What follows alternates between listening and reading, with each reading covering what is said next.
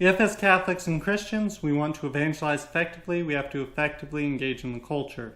And video games are an important part of that culture. Hello, welcome to Intermarifica, New Mexico, the channel where we look at questions of wonder from the perspectives of faith and reason, philosophy and theology. I'm your host, Daniel Kelly.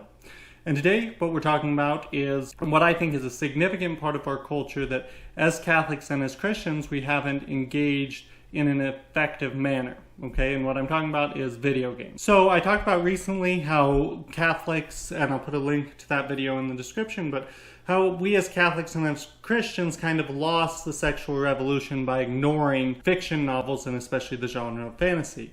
Well, I think that we're in a difficult position with video games as well. This is a significant part of the culture that is forming minds and hearts, and in many cases, we haven't effectively engaged it.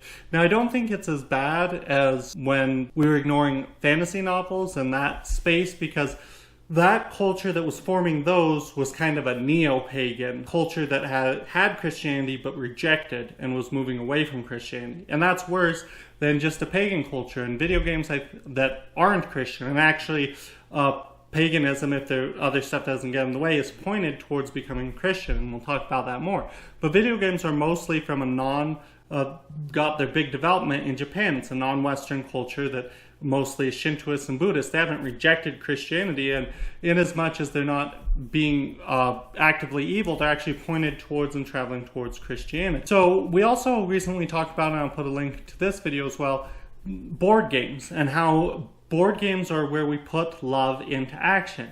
And I think that's very, very important for us to do as families and as communities. But video games are a little bit different, and video games have kind of a different lens that we need to be using when we're looking at video games. So they're like board games and tabletop games in that you're engaging with other people, you're engaging your brain, that kind of stuff. But I do think there's significantly less interaction, even for video games that are multiplayer. This is definitely true of single player games, but even multiplayer games. In many ways, we should be evaluating video games more the way we would a movie or a story that we're listening to, because when you're hearing a story, when someone's telling a story or reading a book out loud, there's not a lot of interaction there. You're more passive, and video games, I think, are more like that. That's not a bad thing. It puts video games more on the level of the visual arts in many ways. Of course, they still have all the skills and playing with stuff and growing your mind that way that board games and other tabletop games do. But I think it's very important that we think of them sometimes more like as movies. So different mediums tell different stories better. Tolkien famously talked about how, in his opinion, plays, their proper thing that they're supposed to tell is tragedies, and novels, the proper thing they're supposed to tell is kind of this eucatastrophe, this word he said, this happy surprise ending. That's what's proper to fantasy and to novels. And I think this kind of applies to movies too as a medium, that they're not. So I think what Tolkien said about plays really applies to movies as well. They're not as great at telling fantasy stories, but I'm not sure that they're any better at telling tragedies or not. I'm not sure about that yet. But video games definitely can tell different stories. My point is, video games can tell different stories better than either novels or plays or movies. And the stories that I think that they can tell better, in some ways, there's a bunch of different kinds, but one of the stories they can tell better is where you're piecing together a mystery, what happened to in this storyline when you're piecing it together. So like mysteries and stuff, I think video games do very well with. And that brings us to the game that I want to talk about today. Zelda Tears of the Kingdom is a wildly popular game that just came out recently. For Nintendo's the maker of it. They're a Japanese-based company. All the Zelda games, it's a long-running franchise where they kind of, most of them focus on this story between a hero, this kind of demon king, and a princess. Sometimes she's in distress, sometimes not. She's always portrayed as the wise person, the person who shows forth wisdom. And I think that basic outline of the storyline that all the Zelda games use is pretty good. This one is a direct sequel to the last game that came out, Breath of the Wild, and I enjoyed that game. So I thought I'd give my thoughts on this new sequel that came out, even though I wouldn't say I can't give directly a review because I haven't finished it, and I'm not planning on finishing it anytime soon just because of different life commitments, and it takes a lot of time. You can pour a lot of time into these games. So some good things about this game: I think it's very fun, and it doesn't. Many video games now try to purposely, especially free video games, but try to purposely addict the players. They want you to check it every day, check it all the time. Stuff like, Clash Royale, different phone games. And this doesn't try to do that too much, which is very good. I think it's a game that's very effective in that piecing together storyline. Actually, when I played the first game, Breath of the Wild, is when I realized how good video games are at this kind of amnesia style. Because it's a cliche in video games that, the main character has amnesia.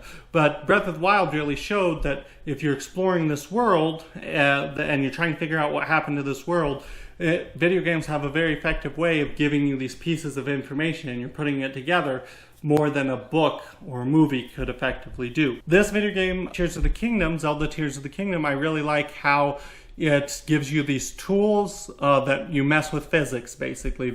You're putting together different puzzles and stuff. You're seeing how different materials interact and work together, and you have different mechanical pieces that you can use to make your items in the game do what you want them to do. And I think that's really good for building people's interest in physics and just building your mind in solving puzzles. So that's kind of like a really brief overview of the game. And I'm just, there's really 3 thoughts that came to me. I haven't finished it yet, like I said, that I think are relevant to the game and, how good or not good it is, and also to Catholic culture. So the first thing the thought that I have is it's a very, very beautiful game. So many people argue about the graphics nowadays, where, these games that Nintendo puts don't have great graphics, they're not as complex and stuff, and they could have been done on older systems and different stuff. But I think a game that more advanced and complicated and realistic, quote-unquote, graphics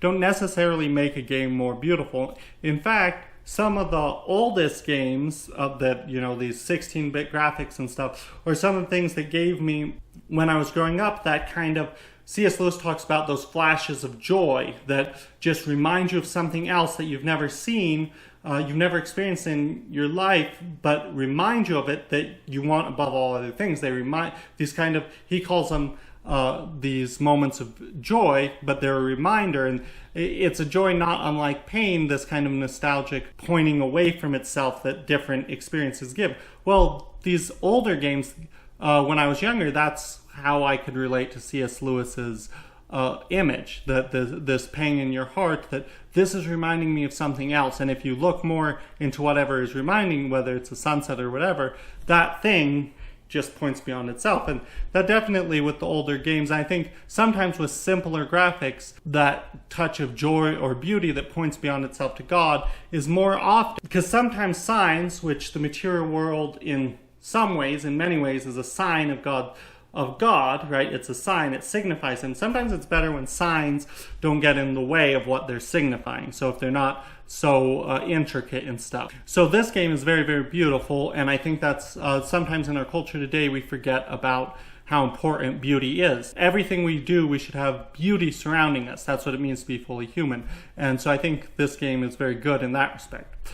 Another thought I had is one of the big aspects of this game is that it has what's known as like an open world. Yeah, an open world game is one where there's maybe a little bit of direction at the beginning. So an open world game, it gives you this world and then you're just to figure out what you want to do. There's not as much direction. It's not as, so in contrast, a linear game would show you, this is what you're supposed to do. But this is just a sandbox or a playground that you go into, you do what you want. So I think this game, Tears of the Kingdom, shows really well one of the problems with modern culture and its conception of freedom. In our modern culture, we have this kind of libertarian view of freedom, that freedom is whatever allows me to do whatever I want. Whatever restricts what I want the least, that's more freedom. If I have less restrictions on what I want to do, then I'm more free, right?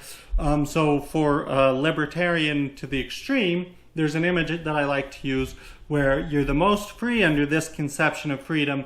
A guy just plopped in the middle of the desert. He can go whatever direction he wants. There's nothing telling him he ought to go one direction more than another. There's nothing restricting his freedom. He's just, boom, you're in the middle of a trackless desert. There's nothing saying you should go one way more. So to this libertarian kind of freedom, that would be the most free, but I don't think that's true. I think the traditional Catholic Christian view of freedom is much more true, that freedom is not the ability to do what I want, but the power to do what I ought. So what does that mean? When we ought to do something, it actually makes us more free. When we have the ability, oh, this is a good thing, this is suited to my nature, this is what I want, this thing that is just good in itself, it gives direction to our lives and freedom, right? So a game needs to have goals and objectives for you to know how you want to play it, right? If Sorry just let you meaninglessly walk around the board and there was no goal, then that's not as good a game. So freedom is the power to do what we ought, what we're made for. So in that desert image, I would say that if you know where an oasis is, you're actually more free than if you're just in a trackless desert. Now, there are things that restrict our freedom, like obligations, laws, different things that would be more like a machine gunner who you can't go this direction. So in the trackless waste, I hope that image makes sense. But so bringing it back to video games, there's less clear objectives, and I think that's because in our culture today, which has spread all over the world, we don't want to be told this is what you ought to be doing, this is what is proper to you. We just want to do whatever we want to do. We have this kind of libertarian idea. But that isn't true, and you can see reflected in our games and our stories that they struggle to give meaning to things. So these open world games are much wider but less depth, because that's always going to happen when we're not looking for what we ought to do. So this Tears of the Kingdom struggles to give meaningful rewards. That's, I would say, its main struggle. So you're exploring all this stuff, but you finally figure there's a big world, but it's kind of empty. There's no point, quote unquote, there's no point to be exploring it, right? And this comes from another part of our culture where, so when everything is just utility, so you find stuff in the world that makes you better at exploring the world, but and so that's like something that has utility in our world, in real life, because it's a reflection of real life. But if you don't have a point, then the things that you're getting that give you more utility, that make you better at exploring the world, well, then you're just, it's like the image C.S. Lewis gave where if you say, what's a hammer for? And it's to make more hammers, you haven't answered what it's for. So this game kind of struggles, and I think it's because the modern world is struggling. So it struggles to give meaningful rewards, and I think it's because the modern world struggles to give the people in our cultures today direction in their lives. But this game is better than the previous one at giving meaningful rewards. I don't want to hammer it too hard, but it's much better than the previous one, and it's better than most open world. It does the open world genre really well. I don't think it's the best. The best open world will be Metal Gear Solid 5, but that's topic for a different video. And in the end, it is very fun to explore this world that they give you. The third thought, number 3, that I had is the story and the interactions that you have in this game, Tears of the Kingdom, show, and this isn't a bad thing on the game, it's a bad thing on us, that Christians have failed to evangelize. What do I mean? I'm going to talk about it. So the makers of this game are kind of that Japanese culture that's Shintoist, Buddhist, and I could do a video on that. It's really interesting to look at the interactions of Shintoism and Buddhism and all that kind of stuff in Japan. It's really, really cool. But they're not Christian. But in the original Zelda games, these old ones that were coming out in like the 90s, they wanted their character to be really, really cool, right? So what is all his imagery is kind of this Christian imagery. He's got a cross on his shield. He's kind of like this crusading knight, because that's what's cool. When we're like, ooh, I just want to make a cool guy, what am I going to do? He's going to be this Christian knight character. But now our Christian Western culture isn't compelling to non-Christian people or non-Western people. So they're not going to use these imageries that aren't part of their culture. So we see in these newer Zelda games, so the older Zelda games, just because they want the main character to be really cool, have these kind of Christian imagery, right? But these newer ones have much more of the Shintoist and the Buddhist kind of influence, just because they're doing what they think is cool. And right now, Western culture and Christian culture does not seem cool to people from the outside. It doesn't seem compelling. And so there's parts in the game where you're praying in Shintoist fashion and different stuff like that, and that wasn't as prevalent or at all in the older games. So those are my 3 thoughts. It's a very beautiful game. The open world that video games are more and more moving towards is a reflection of our culture, and there's good and bad parts of that, but mostly I think there's some concerning elements. And then also the story in these different video games shows that Christian culture is not being as compelling as it once was, and we need to do something about that if we want to evangelize. So overall, what's my thoughts on Tears of the Kingdom? It's a very fun game. It improves over its predecessor in significant ways. The dungeons are better, like the main places that you explore are much better, especially the bosses that you fight. The world is bigger and fleshed out much better. It stumbles more on storyline, like it's not as fun, I'd say, to collect these different memories and piece it together. It doesn't do that as well. And it has some worrying signs for Christian culture. Overall, I'd recommend this game. I hope that was helpful for you. You have a good day. God bless you. Thank you for watching. I hope you enjoyed it. Please hit the like button and drop a comment down below. If you really liked it, consider subscribing and hitting the bell notification so you never miss a video.